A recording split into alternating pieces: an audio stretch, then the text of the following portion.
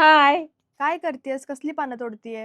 हे जे झाड आहे ना, ह्याला अन्नपूर्णाचं झाड असे म्हणतात. तर हे झाडाची जी पानं आहेत ना, तर आपला साधा तांदूळ असतो ना, त्यात ह्याचे पानाचे तुकडे असे कट करून असे टाकायचे आणि खूप छान असा बासमती तांदळासारखा सुगंध येतो. तर हे झाड तुम्ही घरात पण ठेवू शकता, गच्चीवर पण लावू शकता आणि आपल्या खाली पार्किंग जागा असेल तर तिथे पण लावू शकता. काय छान सुगंध येतोय ह्याचा, मस्त येतोय. तर ही त्याचा उपयोग फक्त तांदळासाठी होतो का? नाही ग, ह्यात भाजीत पण टाकायचा. भाजीला पण खूप छान असा वास येतो आणि आपल्या घरात तांदूळ असतात ना, त्या डब्यात जर ठेवलं ना, तर पूर्ण डब्याला असा वास येतो. याची काळजी कशी घ्यायची मम्मी? ह्याला ना जास्त पाणी लागत नाही. ओलावा जास्त राहिला की मुळ्या खराब होतात. तर आणि जास्त ऊन पण लागत नाही. 2-3 तास ऊन असलं तरी चालतंय. त्यामुळे ते घरात पण येऊ शकतं.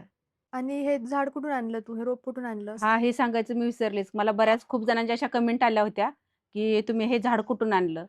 तर हे जे झाड आहे ना, ते जेजुरी नीरा रोड आहे. तिथं श्री गणेश नर्सरी म्हणून आहे. तिथून हे झाड मी आणलेलं आहे. बाय. भेटू आपण पुढच्या व्हिडिओमध्ये.